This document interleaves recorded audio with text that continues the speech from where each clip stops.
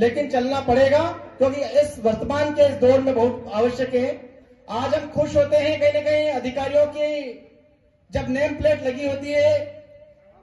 कहीं गुर्जर लिखा होता है, चाहे वो किसी थाने में जाते हैं, टीआई से लेकर किसी आरक्षक के भी ऊपर अगर गुर्जर लिखा होता है तो हमें एक प्रसन्नता अंदर से होती है। जब हम जाते हैं किसी दफ्तर में, बड़े दफ्तर में, और किसी बड़े अधिकारी के यहाँ पर ऑफिस के बाहर लिखा होता है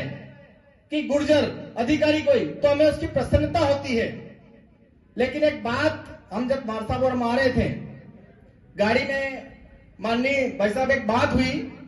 कि जितने भी बड़े अधिकारी हैं उनकी समाज सेवा जो है वो जब वो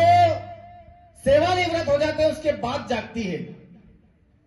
तब तक समाज से वो किनारा करता फिरता है अधिकारी।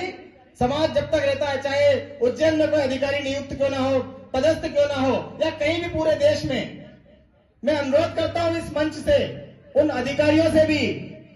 कि समाज के अगर आपको इतना बड़ा अगर अवसर मिला है कि आप किसी बड़े जिम्मेदार पद पर बैठे हो और आपके सामने यदि समाज के लिए कार्य करने का कोई अवसर यदि आता है तो अपना सौभाग्य समझकर, समाज का उसको आदर समझकर करना चाहिए।